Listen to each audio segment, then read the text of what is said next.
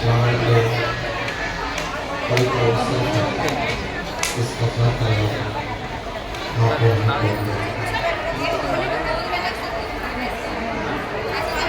कोई गुरु का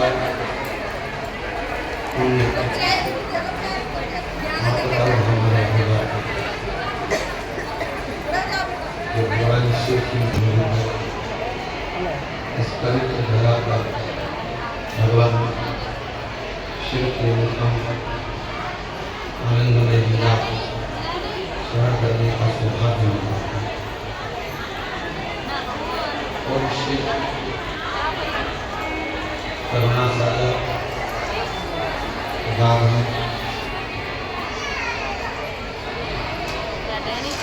महापुराण की कथा में पहले की बात कही और श्रावण के संस्कार पर फिर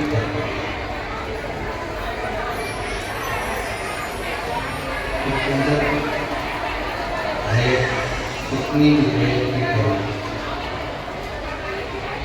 भगवान सत्तर के अंदर आपका मन हो 1 minute 2 minute 5 minute 10 minute 15 minute 20 minute इतनी देर कर सकते हो।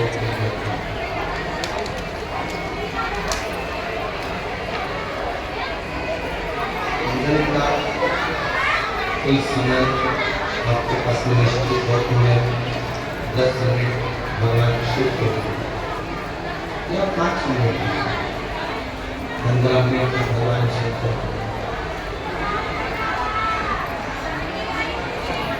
उतनी की देर की करो पूजन में कितनी भी देर की करो उसका मूल है सत्संग मूल है भगवान का करा हुआ विश्वास भगवान का करा हुआ भरोसा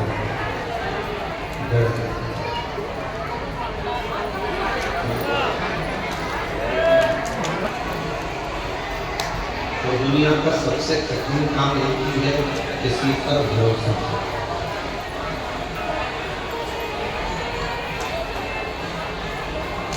संसार के लोगों का भरोसा किया या संसार के लोगों पर विश्वास किया तो हो सकता है कि वो विश्वास में भरोसा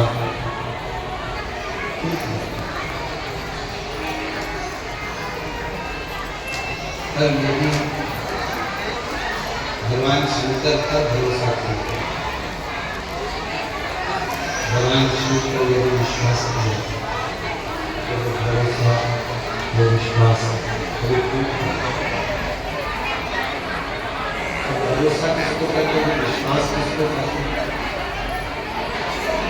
आजकल विश्वास की बहुत सारी परिभाषा है।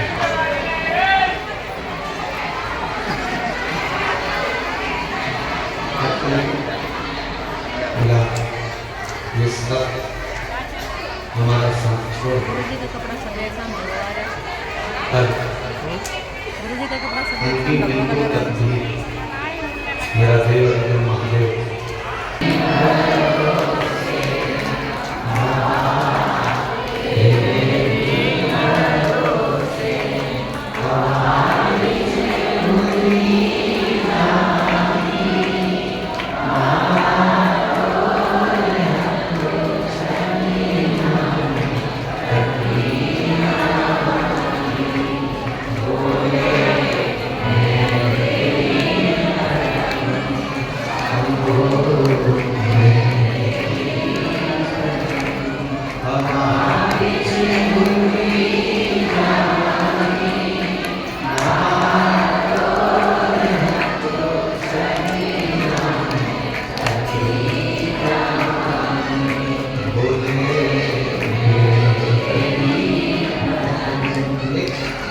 विश्वास की दृढ़ता में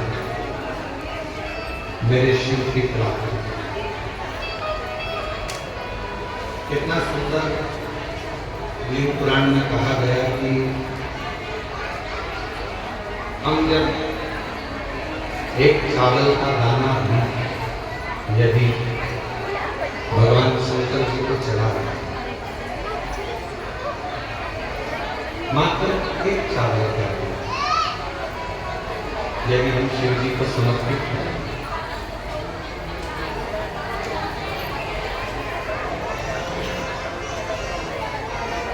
क्या कहकर समर्पित करना, क्या बोलकर समर्पित करना कि बाबा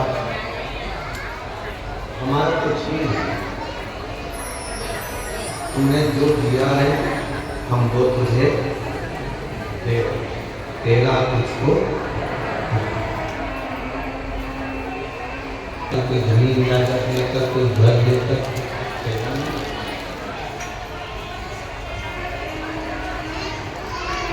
आपको और हमको तो ये भी नहीं मालूम था कि हम किसके घर में जाएंगे।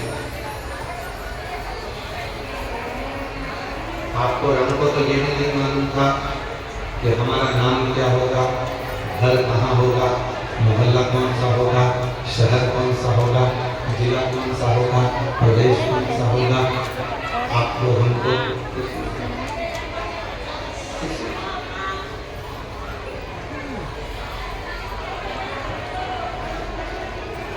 तब हमें ज्ञात हुआ कि हमारा जन्म इस कुल में, इस घर में, इस जगह पर।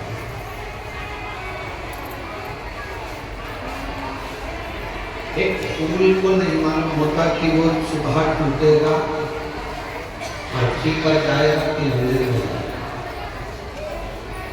एक फूल को नहीं मालूम कि वो टूटने के बाद किसी के जूड़े में, गजरे में लगेगा या वो फूल टूटने के बाद किसी की श्रद्धांजलि में लगेगा। फूल को यह नहीं मालूम कि ये पुष्प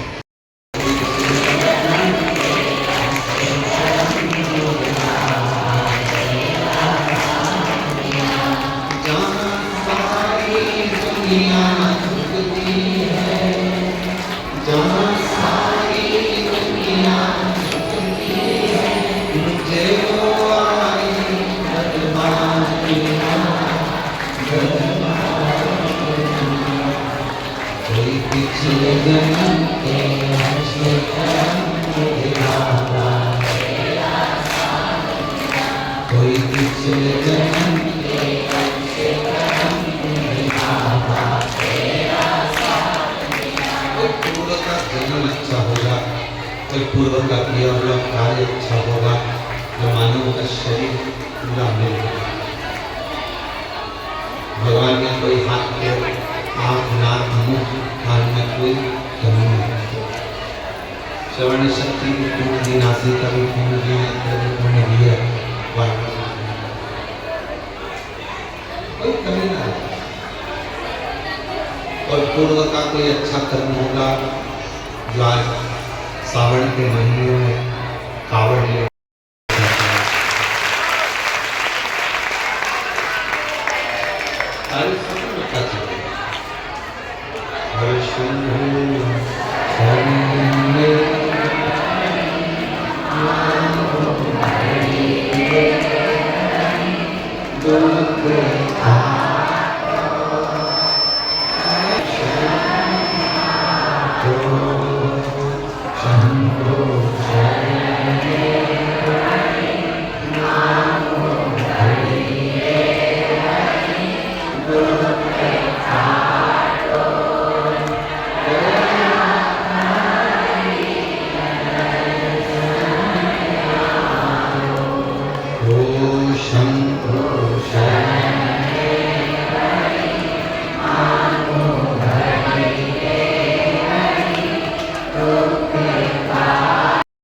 गोरखपुर की स्कंद पुराण लेकर आओ, गीता प्रेस गोरखपुर की लिंग पुराण लेकर आओ, गीता प्रेस गोरखपुर की श्री महापुराण लेकर आओ, नर्मदा पुराण लेकर आओ।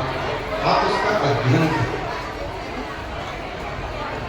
और जब आपको अध्ययन में मिल जाए कि हाँ श्री महापुराण की कथा में ये वर्णन है कि घर के अंदर अगर एक शिवलिंग है तो वह हमारे जीवन के सारे दुखों को समाप्त करता चला जाता है। तो माने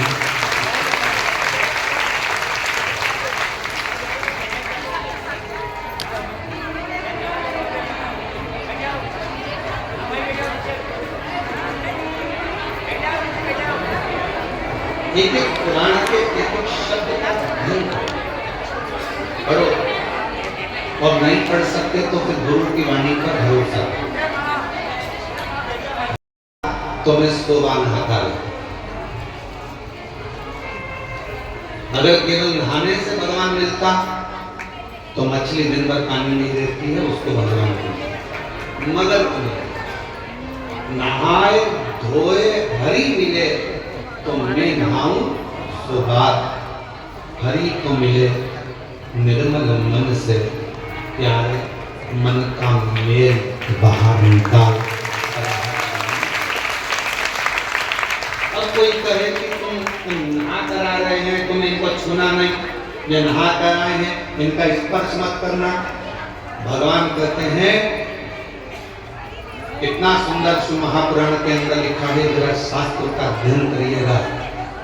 घर में अगर बुजुर्ग माँ बाप हैं, बूढ़े माता पिता, घर में छोटा सा बच्चा गोदी में है, माँ बाप ने अगर गंदगी कर दी है और घर के बहुओं ने बच्चों ने उसकी गंदगी को साफ कर दिया, मंदिर जा रहे थे गंदगी साफ कर कर भी मंदिर गए ना, तो भी भगवान ये नहीं कहेगा कि तू गंदा आया। बुजुर्ग बीमार है, गंदगी कर दिए हैं, उनका शरीर बेकार हो गया है, उस शरीर को आप हाथ लगा रहे हो, गंदगी साफ कर रहे हो, पूरा घर साफ कर रहे हो और उसके बाद भी भगवान के मंदिर जा रहे हो, भगवान कभी नहीं कहेगा कि तू गंदा है। एक छोटा सा बच्चा माँ की गोद में है, वो बच्चे ने माँ की गोद में गंदगी कर दी, माँ ने उसके बार बार कपड़े बदल दिए, धो दिए और माँ उसके बाद भी भगवान को जल चढ़ाने जा रही है, तो भगवान कभी नहीं कहेगा कि तुम गंदे हो। भगवान तुम्हारे जल को कोई बूढ़ा व्यक्ति है, दादा दादी हैं, बुजुर्ग हैं, उनकी सेवा कर रहे हो, तुम मंदिर जा रहे हो और तुमने सोचा कि मंदिर से आकर ऐसा करूंगी, या मंदिर जा रहे हो तो मुझे साफ जाना है, तो शिव महापुराण की कथा कहती है सबसे पहले बाबा को जल चढ़ाने से पहले अगर कोई घर का बुजुर्ग पलंग पर पड़ा है, बीमार है और उसने गंदगी भी कर दी है ना, तो पहले साफ करो, फिर बाबा का नाम लेकर बड़े प्रेम से बाबा को जल चढ़ाने जाओ। बाबा को भी सुना। माँ बाप से बड़ी दुनिया में कोई पूजा नहीं। किसने कहा कि माता पिता से बड़ी कोई पूजा नहीं? श्री गणेश जी महाराज। पृथ्वी की परिक्रमा करने की बात आई तो श्री गणेश जी महाराज ने अपने माता पिता की परिक्रमा।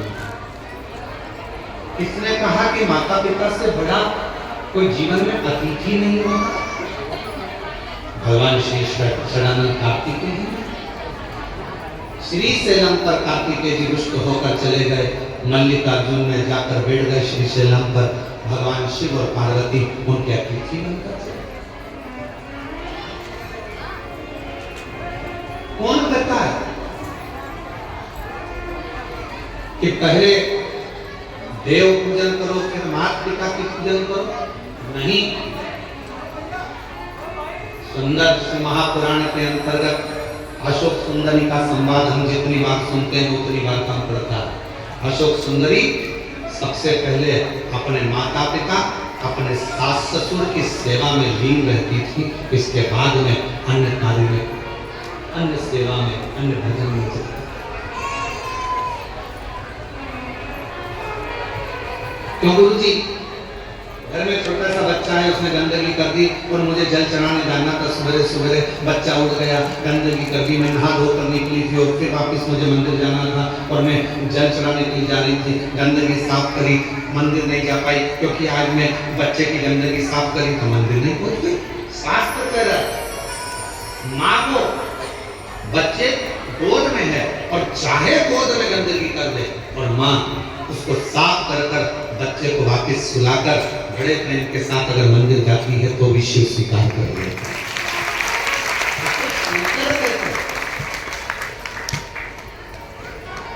उसको शिव कहते हैं। नहाए धोए हरि मिले तो मैं नहाऊं सो। अगर केवल नहाने से भगवान मिलता तो दुनिया में कई लोग ऐसे होंगे जो एक साथ नीचे बैठ जाएंगे, इनसे कहेंगे लाओ एक घड़ा पानी डालो, एक घड़ा पानी डालो, एक घड़ा पानी डालो, एक घड़ा पानी डालो और 100-200 बार नहा लेंगे और मालूम पड़े हरि मिले।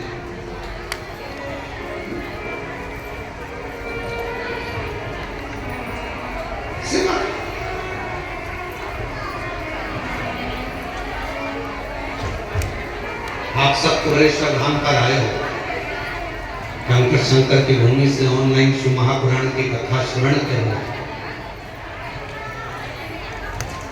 इस पवित्र धाम पर आने के बाद भोजन व्यवस्था हो, चिकित्सा व्यवस्था हो, एम्बुलेंस की व्यवस्था हो या अन्य जितनी व्यवस्थाएं रहती हैं, सारी व्यवस्थाओं का ध्यान रखा जाता है जिससे किसी को तकलीफ की डायरी में तुम्हारा नाम होगा। यहाँ पृथ्वी पर तुम्हारा नाम होगा, वहां तो केवल डायरी खुलेगी और उस डायरी में केवल जो जीव आत्मा भेजी गई है उस जीव आत्मा, जैसे हर मोबाइल में एक छोटा सा कोड, एक छोटा सा कुछ डला होता है जिससे मालूम पड़ जाता है कि मोबाइल कहाँ है। तुम कोई सी भी सिम फंस,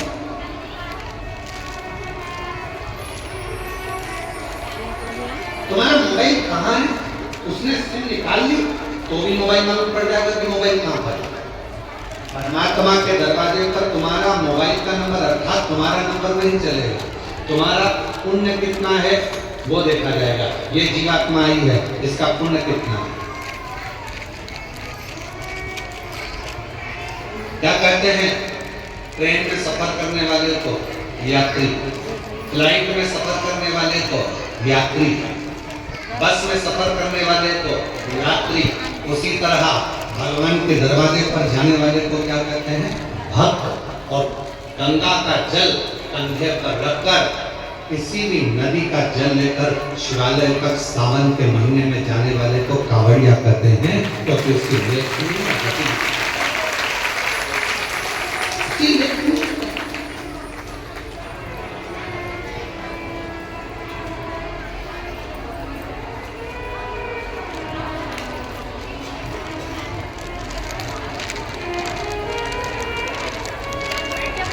अभी किसी का एक छोटा सा वीडियो आशीष जी ने हमको दिखाया, उसमें उन्होंने किसी ने बयान दिया कि कावड़ उठाने वाले तो जो ऐसे लोग होते हैं, हमने किसी पैसे वालों को कावड़ उठाते नहीं देखा, उसको गरीब लोग कावड़ उठाते हैं। उसको मेरा जवाब है, जिसने ये बोला उससे कहना है कि जितने कावड़ उठाकर लेकर जा रहे हैं उसके घर में तेरे जैसे तो नौकर पड़े हैं।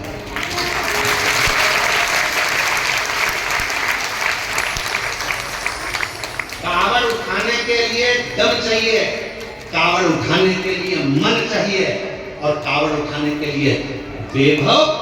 यहाँ जितने आए हैं सबने अपने अपने घर से आने में 100, 200, 500 रुपए खर्च करे होंगे, तब जाकर कुबेरेश्वर धाम पहुंचा। बाबरा जी, बिना पैसा खर्च करे कोई कुबेरेश्वर धाम नहीं पहुंच सकता, बिना खर्च करे हुए कोई उज्जैनी नहीं पहुंच सकता, बिना खर्च करे हुए कोई विश्वनाथ नहीं पहुंच सकता। केवल अपने ऊंचे ऊंचे सिंहासन पर बैठकर मुंह चला देना, अपनी राजनीति का मुद्दा बना लेना और कह देना कि कावड़ उठाने वाले ऐसे, कावड़ उठाने वाले वैसे। सनातन धर्म पर उंगली उठाना सरल है, कभी पत्थर फेंकने वालों पर उंगली उठाया करो, तब समझ में आएगा कि लंकापति रावण सोने की लंका का राजा था। कोई गरीबड़ा नहीं था जिसके दरवाजे पर स्वयं भगवान को भी रूप बदलकर राम जी का रूप धर कर जाना पड़ा था रावण के सामने।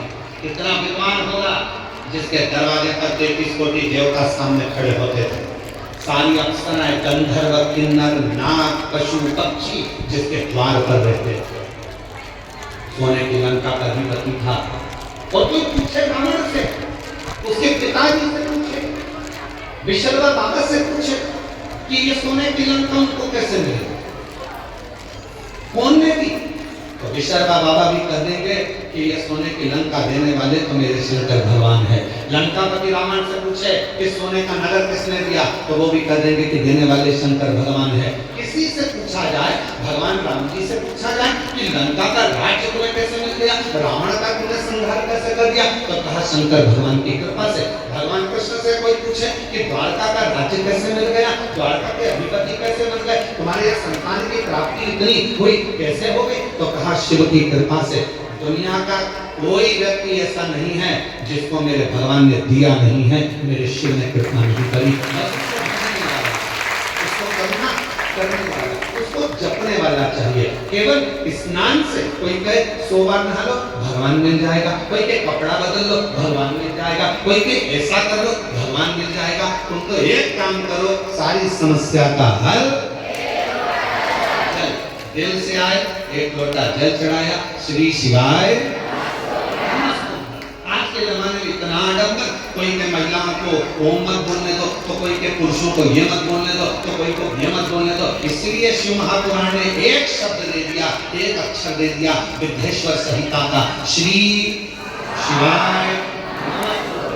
अब इस शब्द में कोई लफड़ा नहीं, कोई लड़ाई नहीं, कोई विवाद नहीं, कोई नहीं कहेगा तुमसे कि इसमें ओम लगा कि ये मत लगा कि वो मत लगा। आज के जमाने में लोगों ने अरे माँ जगतजननी जगदम्बा अम्बा,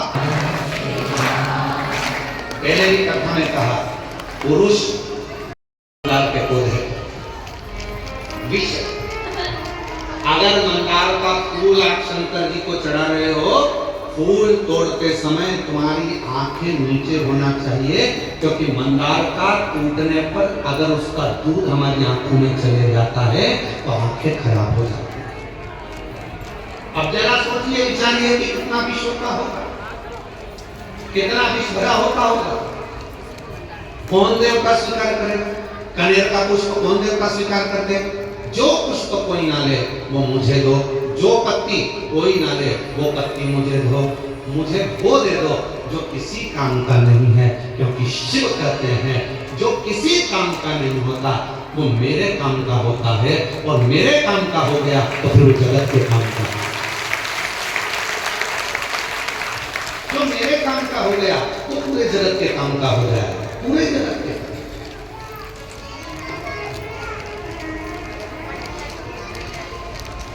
खबरा जी अभी गुप्ता जी भी बैठे हैं, ध्यान दें, काशी में जो विश्वनाथ जी का प्रसाद बनता है, जो काशी का प्रसाद डब्बे वगैरह जो खाते हैं प्रसाद खाते हैं, काशी में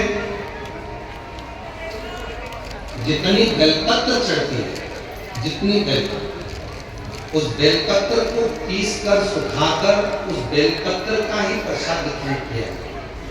अभी काशी में नई बात आनंद की, और पूरे काशी वासियों को मैं उसके लिए धन्यवाद देता हूँ कि बेलपत्र का सदुपयोग आप नहीं करें। और मैं सबको बताना चाहूँगा, हमारी उज्जैनी में अवंतिकापुरी में जो पुष्प अवंतिका नाथ को मेरे जो बेलपत्र मेरे महाकाल बाबा को चढ़ती है, वो सारी बेलपत्र पुष्प जाते हैं, और उससे गुलाल, उससे अगरबत्ती, धूप बत्ती और अन्य सामग्रियां, हवन सामग्रियां ऐसी निर्मित होती है जो संपूर्ण जगत का कल्याण करती है। संपूर्ण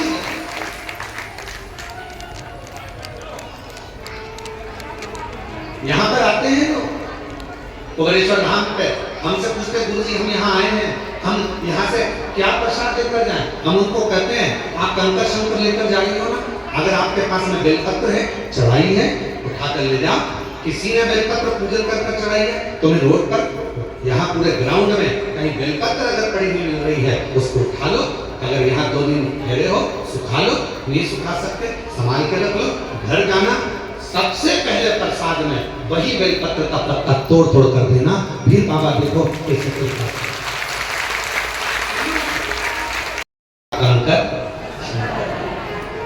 बस मैं रुद्राक्ष स्वयं के लिए लाई हूँ, परिवार के लिए लाई हूँ।